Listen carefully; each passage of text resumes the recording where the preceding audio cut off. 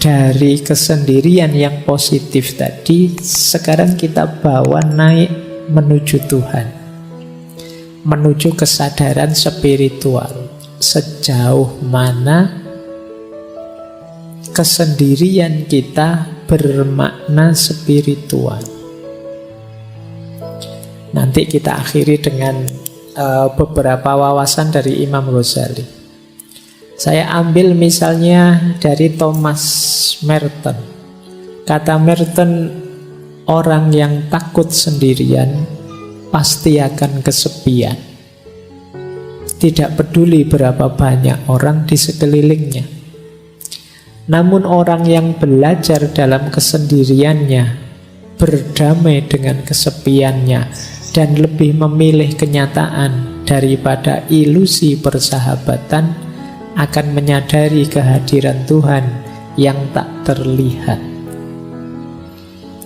Jadi kalimat dari Merton ini bisa kita urai satu-satu. Yang pertama, orang yang takut sendirian pasti akan kesepian, tidak peduli berapapun banyaknya orang di sekelilingnya. Tadi kan ada orang yang memang senang sendirian, ada yang tidak suka sendirian. Tentu saja yang tidak suka sendirian ketika mengalami sendirian dia akan merasa kesepian.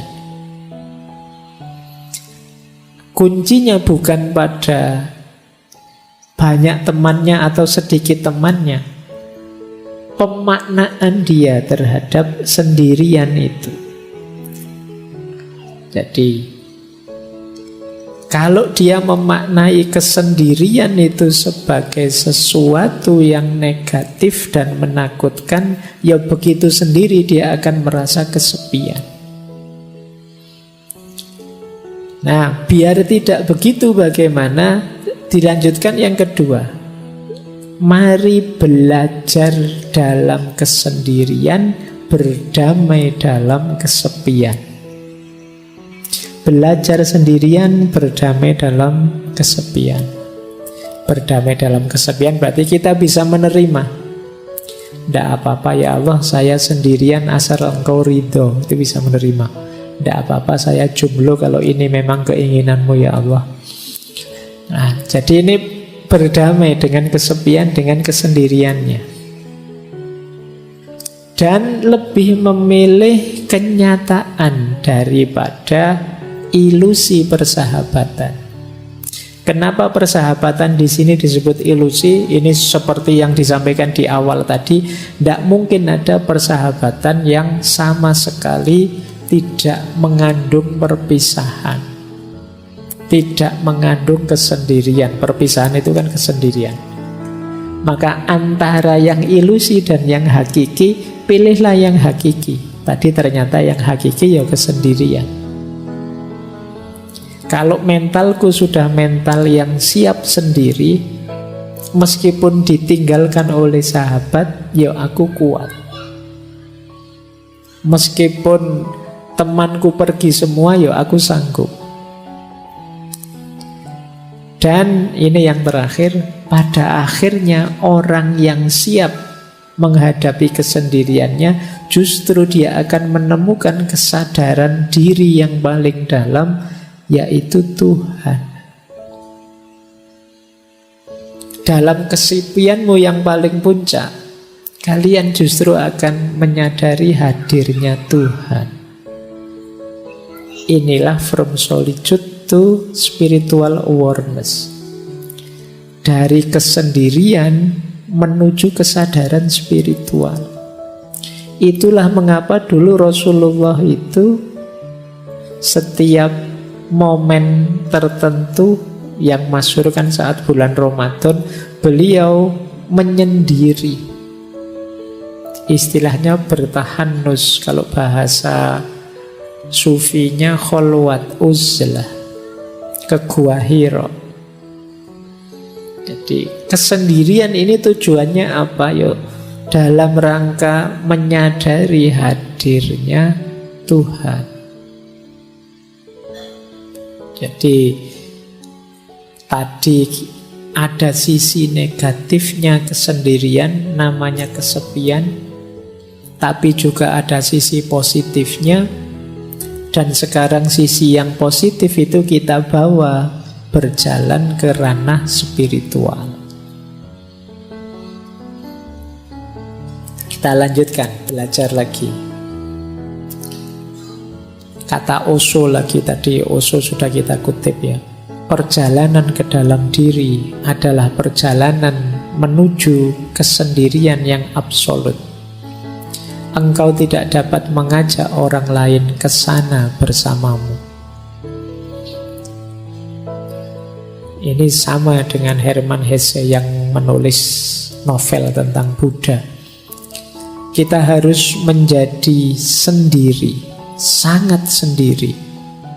Lalu kita menarik diri ke dalam diri yang terdalam. Mungkin rasanya sangat sepi. Ini memang jalan penderitaan yang pahit. Tetapi kemudian kesendirian kita akan teratasi. Kita tidak lagi merasa kesepian. Karena kita menemukan bahwa dalam diri kita yang terdalam ada jiwa, yaitu yang ilahiyah yang tak terpisahkan. Lalu kita menemukan diri kita berada di tengah-tengah dunia, namun tidak terganggu oleh keserbaragamannya. Karena jiwa kita yang paling dalam itu membuat kita tahu bahwa diri kita adalah menjadi satu dengan semua makhluk. Jadi kesadaran spiritual itu nanti bertahap. Yang pertama, kesadaran bahwa hakikatnya kita sendiri.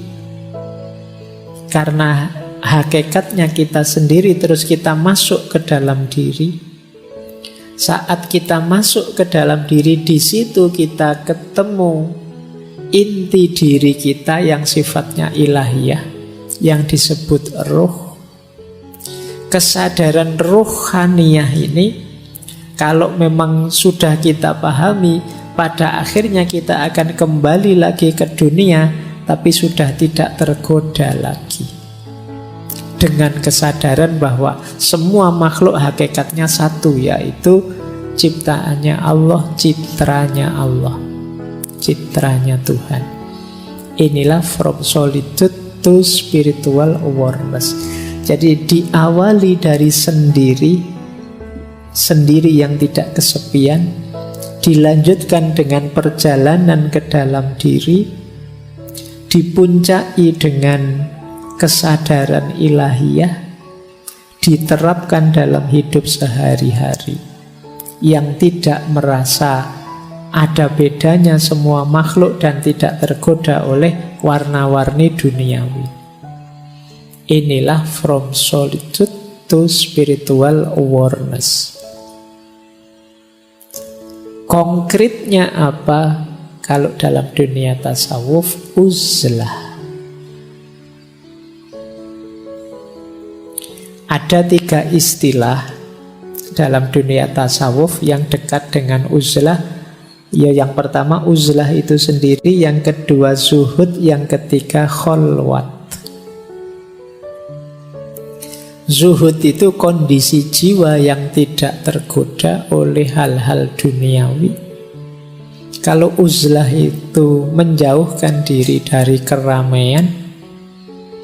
Kalau kholwat itu memisahkan diri dari keramaian, berdua dengan yang dicintai, yaitu Allah. Jadi uzlah itu menjauhnya, kholwat itu berduaannya. Kemudian dari sini bisa melahirkan jiwa yang zuhud, jiwa yang tidak tergoda oleh hal-hal duniawi. Jadi ternyata kesendirian tadi bisa jadi, kalau bahasa tasawufnya, salah satu mode suluk perjalanan kita untuk menuju Allah. Jadi yang tadi berawal dari kondisi jiwa, psikologi kita, ternyata bisa kita manfaatkan untuk perjalanan ilahiyah. kesendirian kita ternyata bisa bermakna spiritual. Kita lihat ya, ini ayatnya. Jadi mana sih ayat yang menyarankan kita memperhatikan diri kita sendiri, jangan terlalu sibuk dengan orang lain? Ada di surat Al-Maidah ayat 105. Wahai orang-orang yang beriman, ya ayyuhalladzina amanu alaikum anfusakum. Alaikum anfusakum itu ya atas diri kalian, jiwa-jiwa kalian diri. Maksudnya apa? Perhatikanlah diri kalian sendiri. La yadurrukum man dhalla idza tadaitum. Tidak mungkin bisa membahayakanmu, mencelakakanmu orang-orang yang sesat kalau kalian sudah mendapat petunjuk. Berarti apa? Tadi jiwa kita ini ayo kita bawa untuk memperoleh hidayah, memperoleh petunjuknya Tuhan. Kalau sudah sampai level itu, tidak akan yang ada yang bisa menggoda kita, membahayakan kita. Jangan lupa, ilallahi marji'ukum jami'an. Kepada Allah lah kalian semua akan kembali. Fayunabbi'ukum bima kuntum ta'malun. Yang saat kembali nanti akan diberitahu kalian apa saja yang sudah kalian kerjakan. Jadi ayat ini menegaskan keutamaan ayo memperhatikan diri kita sendiri dulu, sendirian dulu, sampai kita kuat, sehingga tidak ada yang bisa menggoda kita, membahayakan kita, karena kita sudah mendapat petunjuk ilahiyah. Ini biasanya dipakai dalil uzlah. Boleh dicek nanti di Ihya-nya Imam Ghazali. Ini loh keutamaannya uzlah, keutamaannya sendirian. Yo, uzlah di sini boleh kalian ganti kesendirian, boleh kalian ganti jomblo, boleh kalian. Jadi kalau ada tanya ini keutamaannya sendiri. Yang pertama apa? Ada kesempatan lebih banyak untuk beribadah dan bertafakkur. Tentu saja kalau banyak teman terus-terusan bareng orang lain, kesempatan ibadahnya kan bukan tidak ada tapi terbatas. Untuk bertafakkur juga sulit fokus kalau banyak orang di sekeliling kita. Maka sendirian itu nikmat. Jadi kalau teman-teman nanti pulang dari kos-kosan, ya Allah di kamar kos ini sendirian, itu berarti nikmat. Alhamdulillah sendirian. Coba ada teman, aku repot ini harus melayani teman. Jadi kesendirian itu nikmat. Saatnya kalian memperbanyak ibadah, memperbanyak tafakkur. Ini kesempatan tidak datang berulang-ulang. Mungkin besok sudah ada teman. Yang kedua, mari kita syukuri kesendirian itu, karena itu berarti kita lepas dari dosa yang berhubungan dengan kemasyarakatan. Ghibah misalnya, gosip. Kalau sendirian kan tidak mungkin gosip. Apa ada orang ngerumpi kok sendirian, kan tidak ono. Mesti ada temennya. Kalau kalian gosip kok sendirian, itu ya namanya bukan gosip. Jadi kita bersih dari ghibah. Kemudian yang kedua, kita tidak kena amanat amar ma'ruf nahi mungkar. Kan kita itu wajib beramar ma'ruf nahi mungkar. Wahai orang-orang, ayo menuju kebaikan, ayo sholat, ayo. Kalau nggak ada orang lain kan ini nggak ada perintahnya untuk mau amar ma'ruf ke siapa, nggak ada orang lain. Yo, kita bebas dari ini. Tapi kalau banyak orang, kita ada amanat untuk amar ma'ruf nahi mungkar. Ini sebenarnya saya ambil dari Ihya. Yang ketiga, riya. Kita pamer itu kan pada orang lain. Kalau tidak ada orangnya kita tidak pamer. Sedang sendirian saja kan kita tidak pamer. Kalau mau keluar ketemu orang kan kita pamer, kita dandan lah, kita apalah. Tapi kalau pas sendirian kan tidak. Terus yang keempat, kita terlindungi dari perilaku-perilaku buruk. Mengumpat, memfitnah, mencela. Tidak ada orang lain. Loh, paling tidak kan kita selamat dari 4 ini. Jadi teman-teman jangan mengeluh, jangan protes, jangan sedih kalau oleh Allah ditakdir jomblo abadi lama sekali. Kok tidak ada teman ya Allah? Tidak apa-apa. Itu kesempatan kita diberi fasilitas bebas dari dosa-dosa kemasyarakatan. Jadi alhamdulillah, itu kan gitu. Jadi ini utamanya uzlah, menjauh sebentar dalam kesendirian kita mendekat pada Allah. Kemudian membebaskan diri kita dari pertengkaran dan perselisihan. Ya tidak mungkin gegeran wong kita sendirian. Juga menyelamatkan kita dari ngobrol yang tidak ada gunanya, basa-basi yang sia-sia, menghabiskan waktu saja.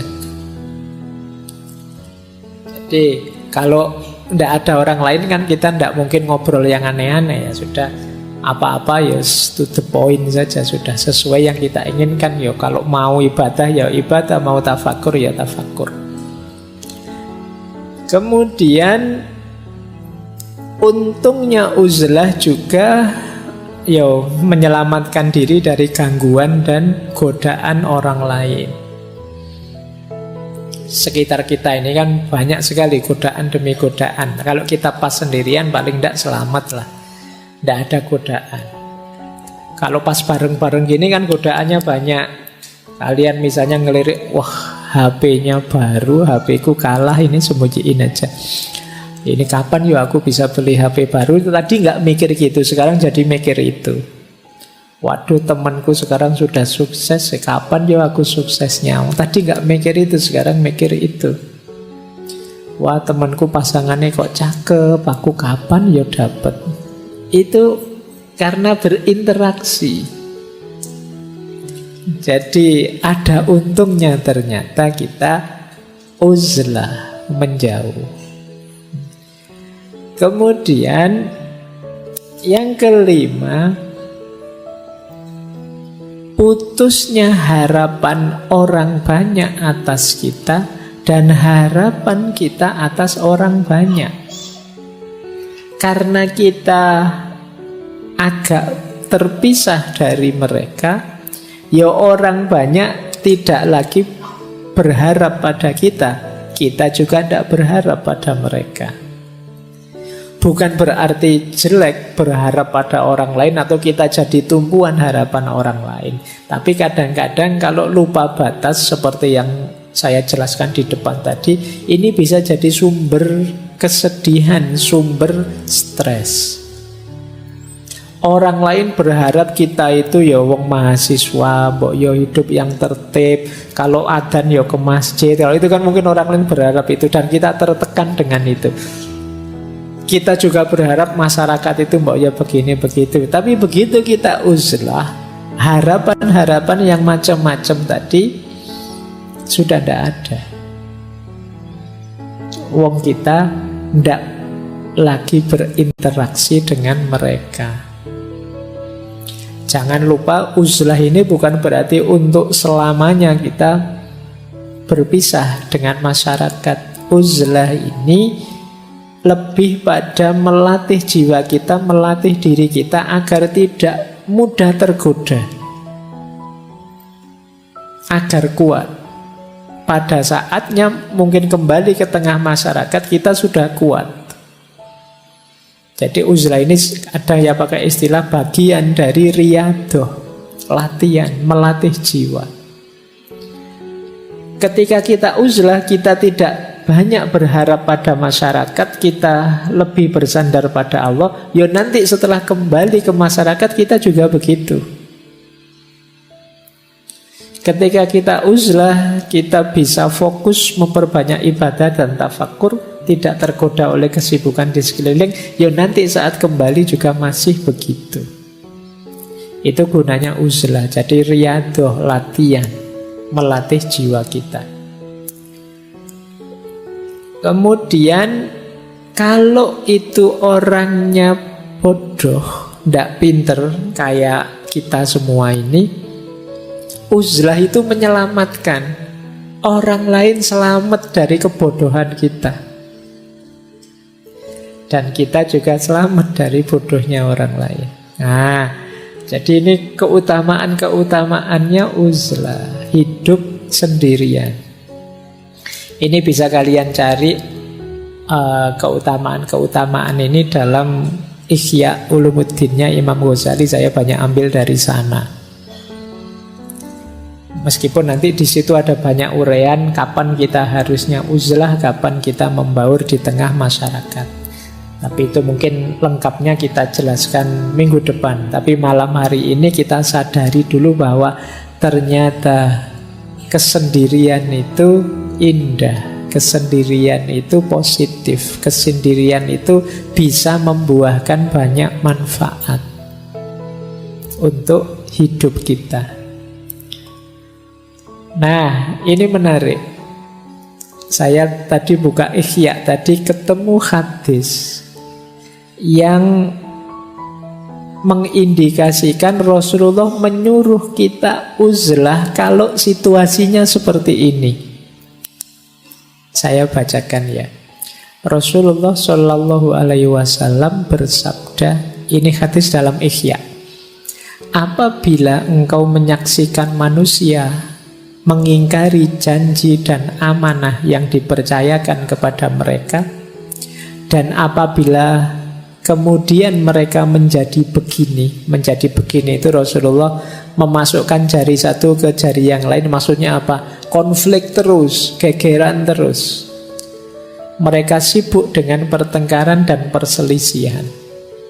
Kemudian seorang sahabat bertanya, lalu apa yang harus kami lakukan ya Rasulullah?